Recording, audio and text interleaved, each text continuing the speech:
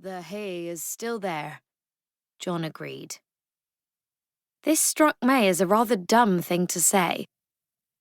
Before she could think of an appropriate reply, John cleared his throat. "I have some news.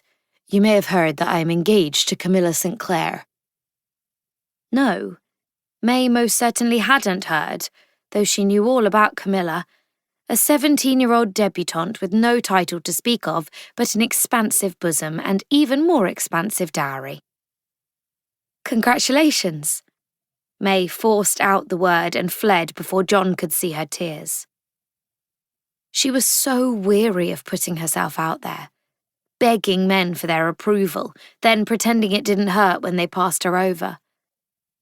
The thought of starting again from scratch, facing all the house parties and dinners and shooting weekends of next year's season, still as unmarried as ever, made her feel sick. At times like this, May wished she weren't royal. Or, more accurately, quasi-royal. A fringe, borderline member of the extended royal family.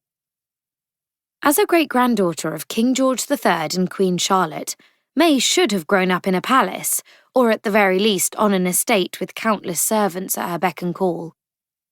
Yet May's mother had chosen to marry Francis of Teck, a nobody prince from the backwater territory of Württemberg.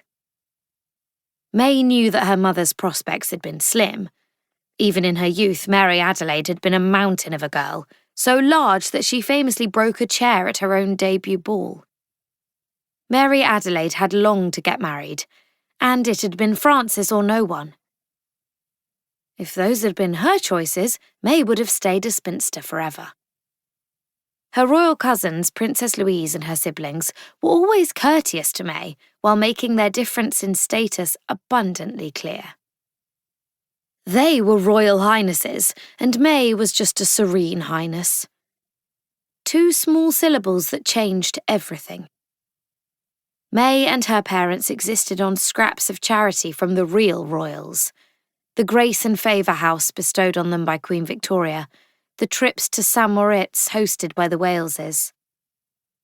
When she was young and foolish, May used to think she might marry a prince. Her grandmother had broached the subject with several German princes, Friedrich of Anhalt, Gunther of Schleswig-Holstein, but nothing came of it.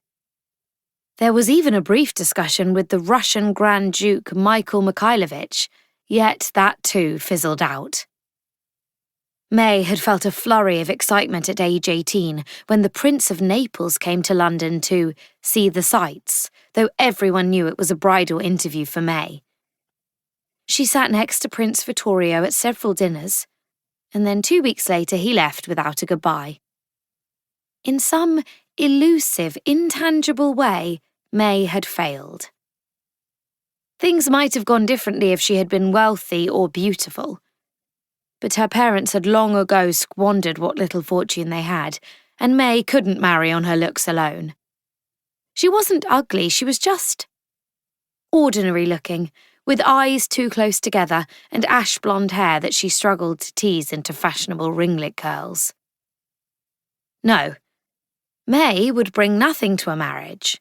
No fortune, no lands, only a tenuous connection to the British throne. And her razor-sharp mind, which she was careful to keep hidden. Society was very cruel to women who let on that they were smarter than men. After her third season ended with no prospects, May's parents had quietly given up on the foreign princes and started searching closer to home. As a serene highness, May couldn't marry just any aristocrat, but what about someone high-ranking enough for her? A widowed duke or Lord Euston? May hadn't told her parents about her secret plans for John Hope. They would have dismissed him as not good enough. He was only an earl, and a Scottish one at that. But what other choice did she have? She walked slowly around the reception hall, trying to gather her thoughts. The setting sun poured through the floor-to-ceiling windows, making the air inside feel stuffy. Before the fireplace stood the wedding cake, a multi-tiered confection over 7 feet high, topped by a Greek temple done entirely of sugar.